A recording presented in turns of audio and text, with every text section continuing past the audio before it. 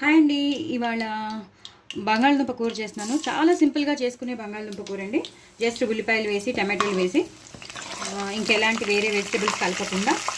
నిమ్మకాయ మొన్న నేను రీసెంట్గా ఒక పోస్ట్ చేస్తానండి. ఇంకా ఒక షార్ట్ ఒకటే పోస్ట్ అయింది. ఇంకా లాంగ్ వీడియో పోస్ట్ అవ్వలేదు. నిమ్మకాయ పిండిన కూర నేను చేశాను. అది కూడా పోస్ట్ అవుతుంది. ఆలూతో చేశానండి. అది కూడా చాలా చాలా బాగుంటుంది. సో ఇవాళ మాత్రం నేను ఆలు టమాటో కర్రీ ఇవాళ నేను పోస్ట్ చేశాను. సో మీరందరూ తప్పకుండా చూడండి.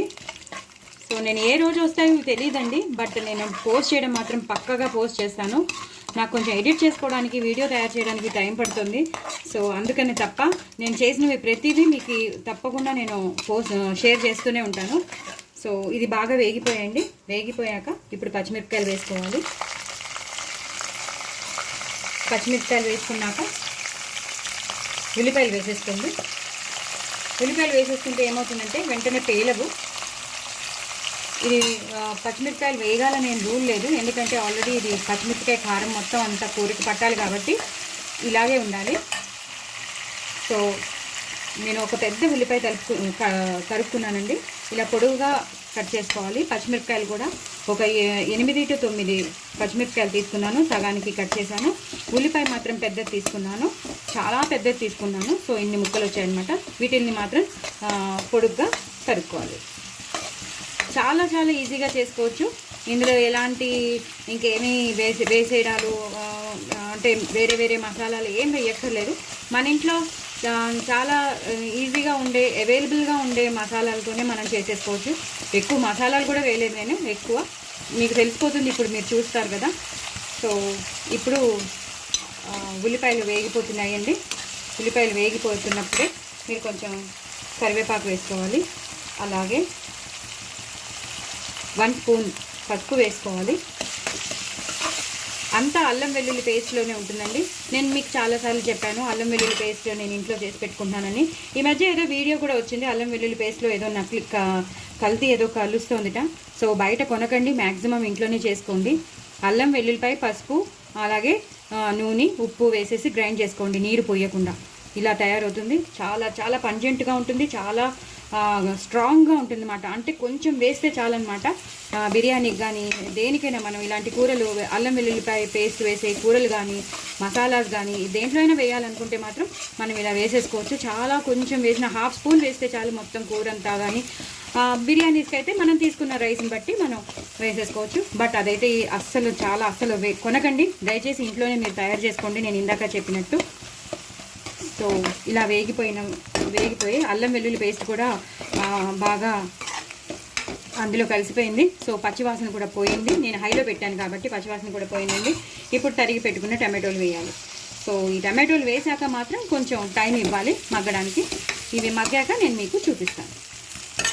సో టమాటోలును ఉల్లిపాయలు బాగా మగ్గిపోయండి. చాలా మంచి ఫ్లేవర్ వస్తుంది. అల్లం వెల్లుల్లి పేస్ట్ మాత్రం సూపర్ వస్తుంది. ఇప్పుడు నేను ఉడకబెట్టేసుకున్న బంగాళదుంప కూర, నేను మ్యాక్సిమం కొన్ని కూరల్లో నేను అప్పటికప్పుడు వేసిన బంగాళదుంపలు కూర చూపించాను. కానీ మ్యాక్సిమం కొన్ని కూరలు నేను మీకు వీడియోస్లో నేను ఇలాంటి కూర అంటే బాయిల్ చేసిన కూర చూపిస్తున్నాను. ఇది మాత్రం చాలా చాలా టేస్టీగా ఉంటుందండి. చపాతీలోకి, పూరీల్లోకి చాలా చాలా టేస్టీగా ఉంటుంది.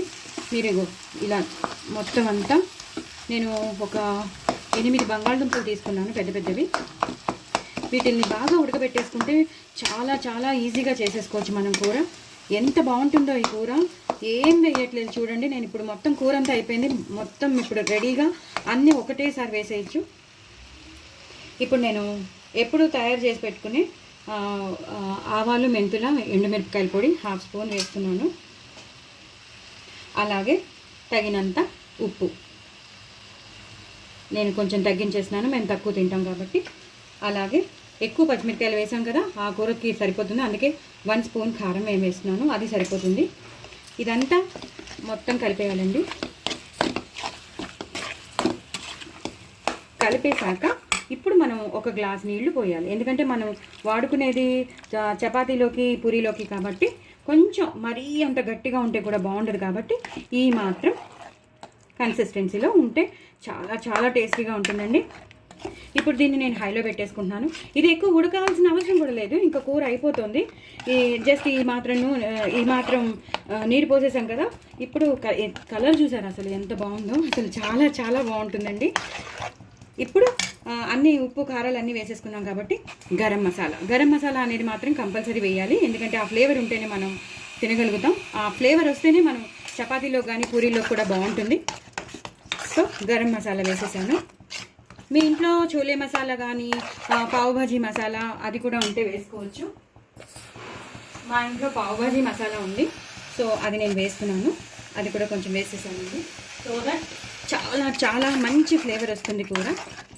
సో ఇంకొంచెం నేను నీరు పోస్తానండి, ఎందుకంటే మరీ గట్టిగా ఉంది. ఎందుకంటే బంగాళదుంప కూర ఎప్పుడైనా సరే గట్టి పడిపోయాక కొంచెం ఆరిపోయాక చల్లారిపోయాక గట్టిగా అయిపోతుంది. సో ఈ మాత్రం కన్సిస్టెన్సీ ఉంటే కానీ మనకి కూర బాగోదు, అంటే చపాతీలో నంచుకోవడానికి కానీ ఇది కరెక్ట్ కన్సిస్టెన్సీ అండి. సో నేను హైలో పెట్టేసుకున్నాను, అయిపోయింది. మీరందరూ తప్పకుండా నా ఛానల్ని సబ్స్క్రైబ్ చేసుకోండి, సపోర్ట్ చేయండి. అందరూ కామెంట్ బాక్స్లో పెట్టండి. చాలా చాలా చాలా ఈజీగా చేసుకునే కూర అండి. మన ఇంట్లో ఉన్న ఐటమ్స్తోనే మనం కొత్తిమీర కరివేపాకుతో గార్నిష్ చేసుకుంటున్నానండి. చాలా చాలా టేస్టీగా ఉంటుంది. లాస్ట్లో వేసేసుకోవాలండి, సో దట్ ఆ కొత్తిమీర ఫ్లేవర్, ఆ కరివేపాకు ఫ్లేవర్ వెళ్తుంది. ఇది మాత్రం చపాతీలోకి చాలా చాలా బాగుంటుంది. సో మనం ఉడకబెట్టుకునే దాంట్లో ఉంటుంది. మనం బంగాళదుంపలు బాగా ఉడికితే మాత్రం మనకి కన్సిస్టెన్సీ వస్తుంది. చాలా చాలా టేస్టీ అని కూడా, ఏ మసాలాలు ఎక్కువ వేయకుండా చాలా సింపుల్గా చేసుకునే కూర అండి. మీరందరూ తప్పకుండా ట్రై చేయండి, నా ఛానల్ సపోర్ట్ చేయండి. బాయ్ అండి.